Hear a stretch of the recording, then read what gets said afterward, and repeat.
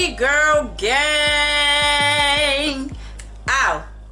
Welcome back to another video, you guys. Yes, as seen in the title, I should look a little sadder than this, right? But it's story time. Not just any story time, my first story time. So I'm kind of lit, okay? I'm here through the name of Jesus. I'm here. So first thing first, I want you guys to like, comment, share this video, and catch this beat. While you're listening to me, sipping on that Hennessy, get your party on with me, tell your friends and family, all the troubles that I see, talking French on oui. I got fired from my job today, my boss is mad with me. Enjoy yourself, get your drink on, get your party on. It could be worse, it could be worse, it could be worse. Get your drink on, get your party on.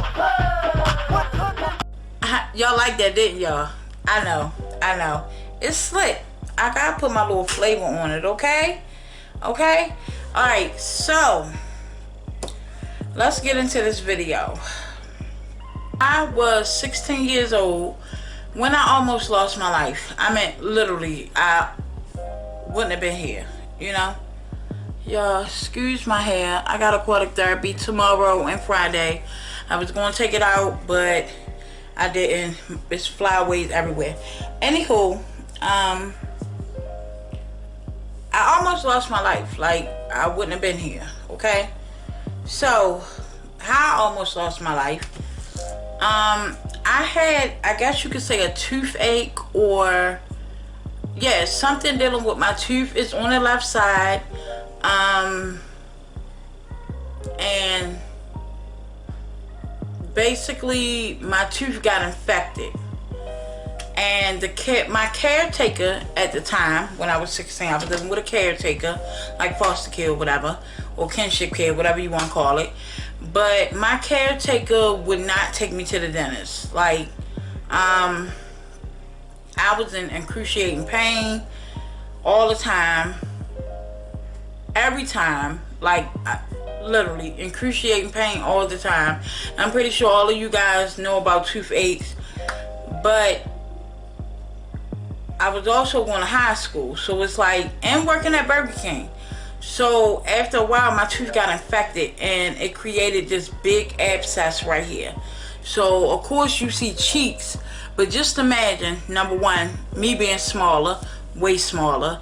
Number two, my cheeks still had high cheekbones, but all this was filled up with infection. It was hard for me. It was hard for me. Like, I would go to, at the time, I went to 1515, which is not just a clinic for STDs, y'all. Come on, let's get real if you live in Baltimore.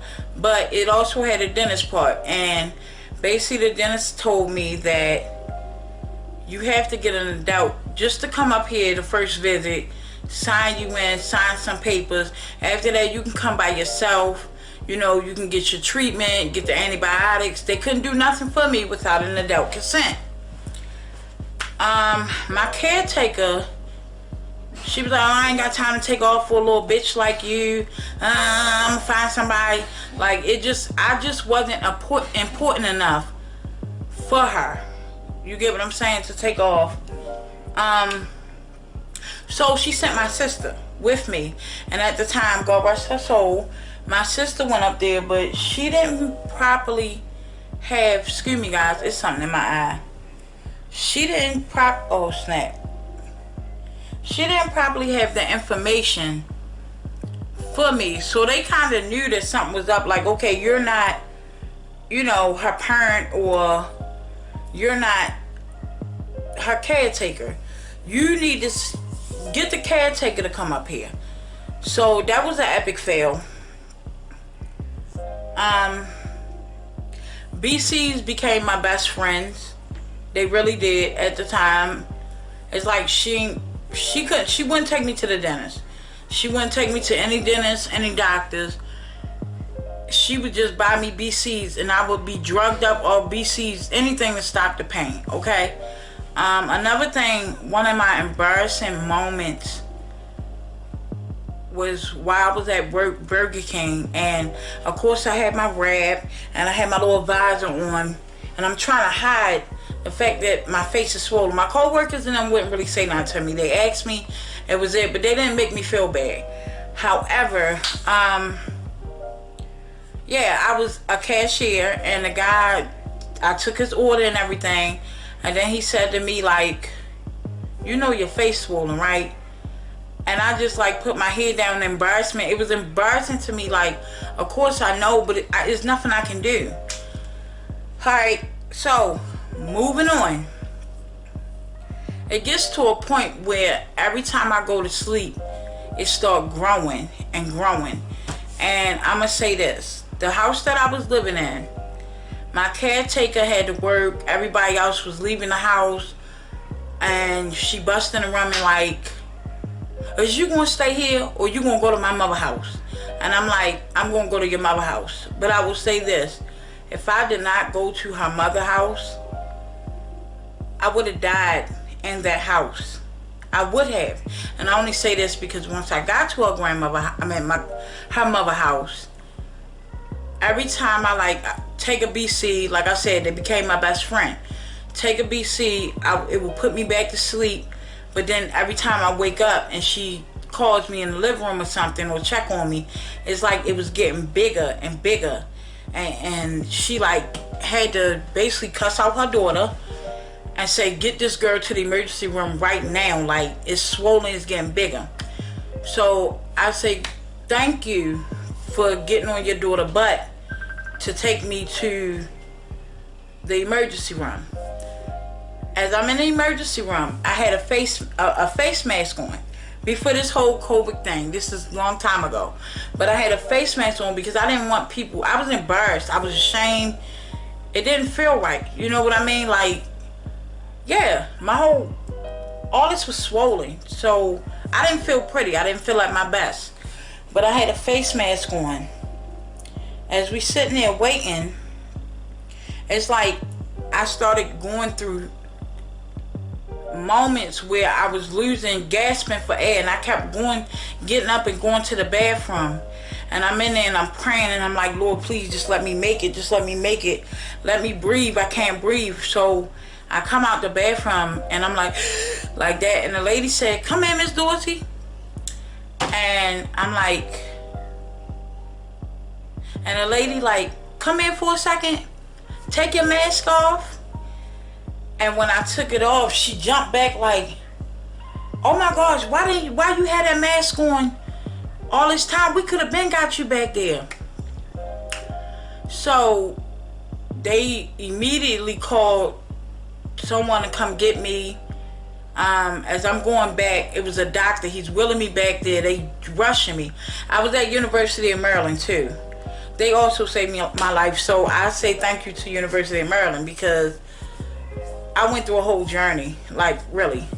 As he wheeling me back there and rushing me back, he's trying to get information from my caretaker. She keeps asking him for a parking pass. You gonna give me the parking pass? You gonna give me the parking pass? So he stops at mid-tracks and say, and just cussed her out.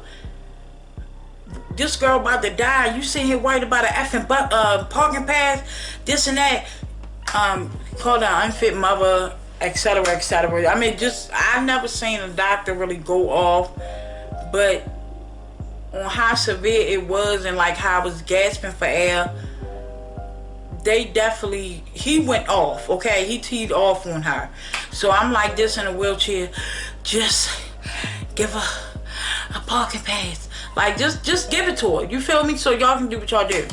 So I go back there, and they got me laid on a stretcher, in a bed, on a bed and everything. And I was just nice. They was like, for you to be going through what you're going through, like, you're so pleasant and you're so funny and sweet and kind. And I'm like, yeah, like, you know. But one thing I can say, that tube, putting that tube in my nose while I was woke yeah, it was a crazy, bizarre feeling. Like, they was like, this gonna hurt, but we only doing it to save you. So they stuffed the tube in my nose, and I'm flinching, and they trying to hold me down and everything. Next minute I know, I was out, I guess. The next time I woke up, but it's like it was in phases. I woke up in phases. Like, the first time when I woke up, I remember like me being really hot, and I was just like, I'm hot. And they had like a lot of ice bags all over my body. They had a tube in my face, and this is the picture right here, my scar now. But they had a tube in my face, but also with another tube sucking out the infection. So basically I had infection in my body, and it could have went to my heart, or it could have went to my brain, but it was a black line of infection, and it could have took me out. That's the first time I remember waking up. Second time I remember waking up is when my sister Paulina, that's my baby, she was trying to wash me up, and I was like waking up out of it. She like, come on girl, open your legs, I gotta wash you up, come on, open them legs up. So, and then I phased back out. Then when I finally woke up,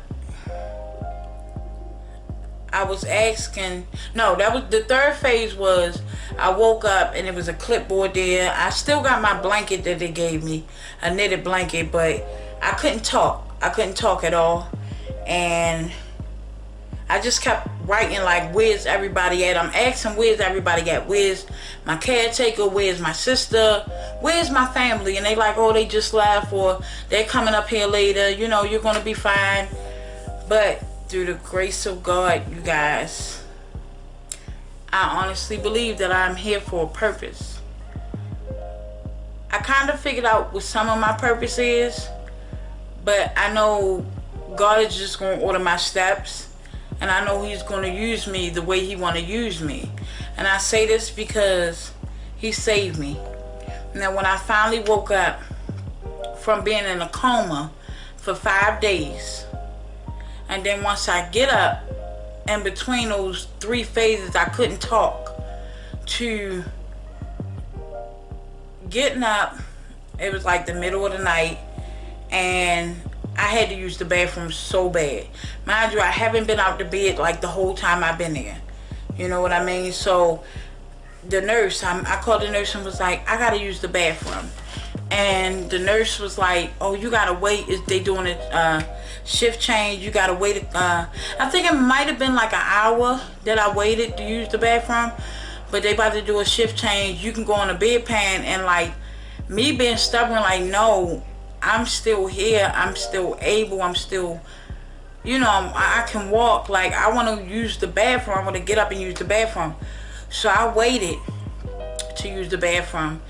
And when I got up, my legs was like linguini, but I had enough strength, and God gave me enough strength to hold it together to get to that toilet to use the bathroom.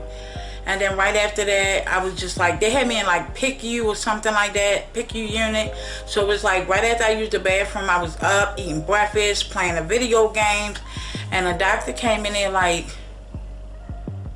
you okay? And I'm like, yeah, I'm fine. Like, just back to being perky and, you know, bubbly and everything. And he like, you're not woozy, or, and he just looked at me, and what he told me was, this the fastest I ever seen somebody like recover from being through what you just went through. Like, you just snap back as though none of it just happened. That wasn't nothing but God, guys. I honestly think so. That was nothing but God.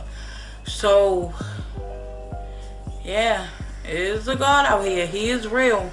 He gives second chances, thirds, as many chances as he needs to give you. You know what I mean? So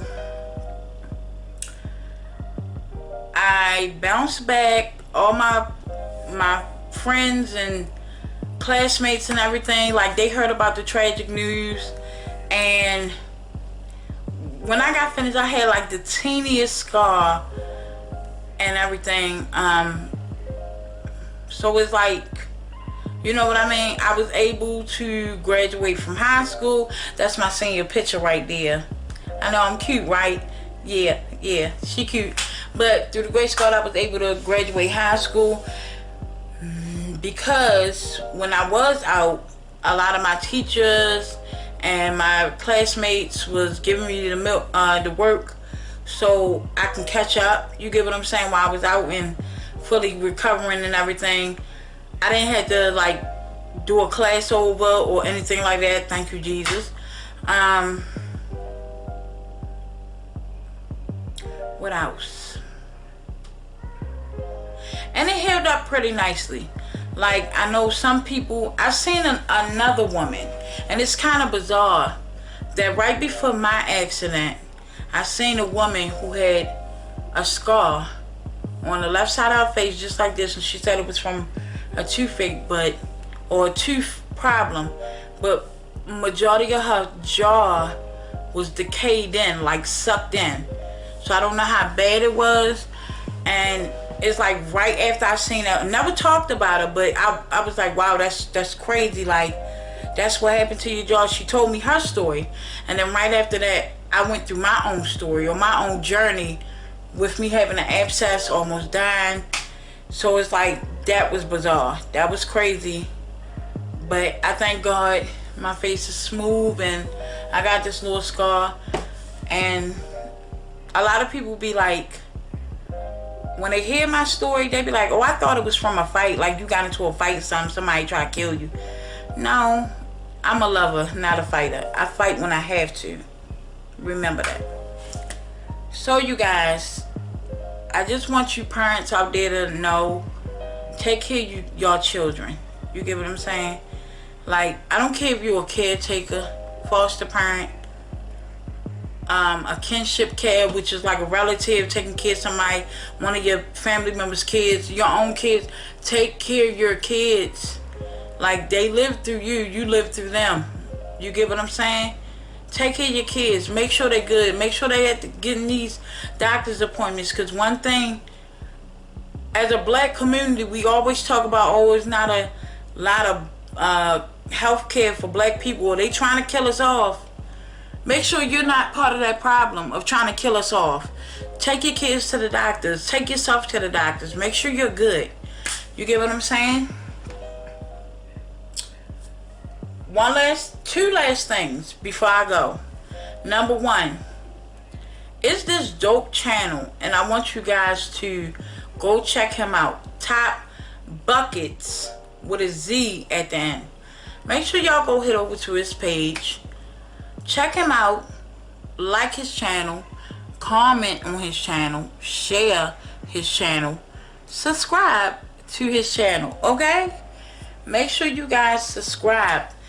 And last but not least, I'm going to talk about it.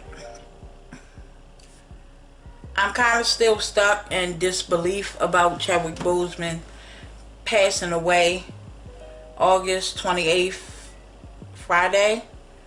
I'm stuck, okay? I'm just stuck. However, I'm going to leave this